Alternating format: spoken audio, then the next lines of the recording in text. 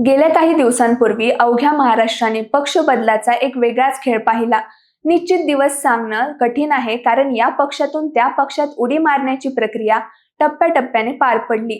जवळपास आठवडाभर महाराष्ट्राचं मनोरंजन या राजकीय खेळानं केलंय.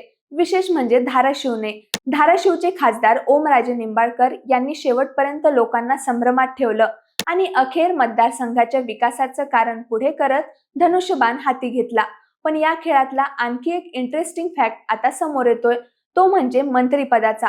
तुम्हाला माहीतच आहे की ठाकरे गटातील खासदारांना शिंदे गटामध्ये आणण्यासाठी मंत्रिपदाचा आमिष दाखवण्यात आल्याची चर्चा होती. आता पक्ष प्रवेशाची प्रक्रिया पूर्ण झाली आहे, त्यामुळे स्वाभाविकपणे प्रश्न पडतो, या 6 खासदारांपैकी मंत्रिपद कोणाला मिळणार, कॅबिनेटमध्ये वर्णी लागणार कुणाची, आणि या शर्यतीत धाराशिवचे ओमराजे निंबाळकर नेमके कुठे आहेत?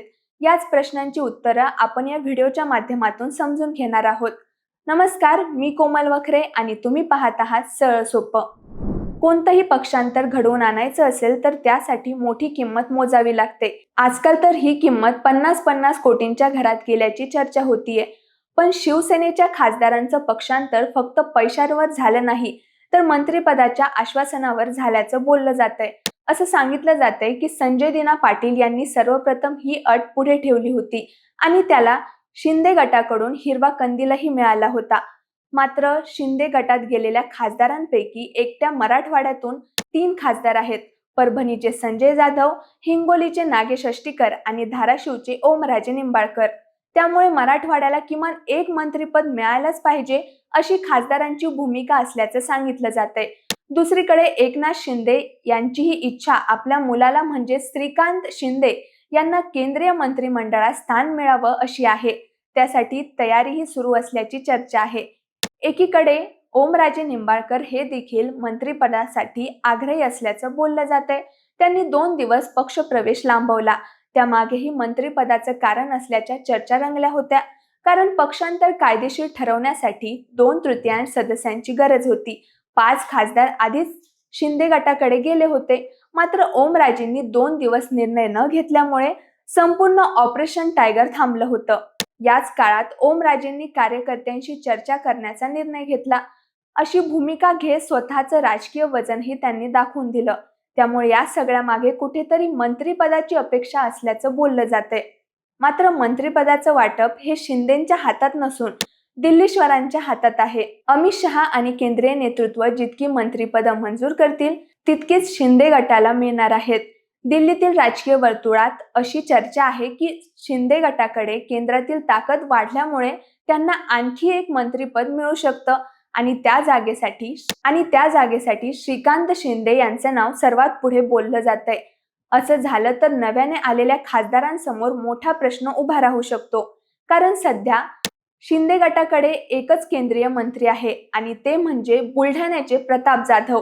नवीन खासदाराला मंत्रिपद द्यायचं असेल तर विद्यमान मंत्र्याची सुट्टी करावी लागेल. त्या ठिकाणी परभणीचे संजय जाधव यांचं नाव चर्चेत असल्याचं बोललं जातंय. पण जर पक्षांतर करताना दिलेलं मंत्रिपदाचं आश्वासन पूर्ण झालंच नाही तर त्याचा फटका केवळ या 6 खासदारांपुरता मर्यादित राहणार नाही. भविष्यात शिंदे गटावर विश्वास ठेवून इतर पक्षातील नेते किंवा खासदार पक्षांतर करण्याआधी 10 वेळा विचार करतील. त्यामुळे ही केवळ मंत्रिपदाची लढाई नाही, तर शिंदेंच्या राजकीय विश्वासार्हतेची परीक्षा असणार आहे.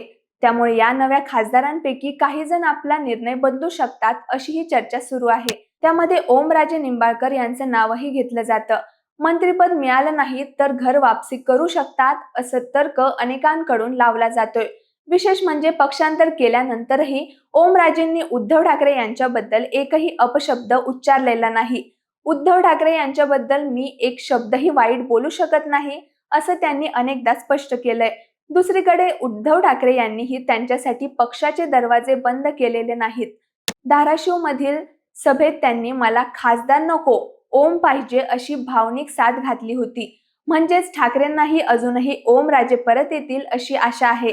आता जर मंत्रिपदाच्या खेळात ओमराजेंच्या अपेक्षा पूर्ण झाल्याच नाहीत तर ही आशा वास्तवात उतरवण्याची शक्यता वाढू शकते.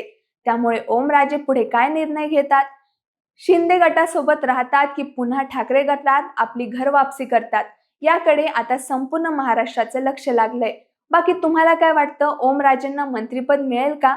आणि मिळालं तर ते पुन्हा ठाकरे गटात जातील का? तुमचं मत आम्हाला कमेंट करून नक्की सांगा आणि आपल्या सहज सोपं चॅनेलला सबस्क्राईब करायला विसरू नका.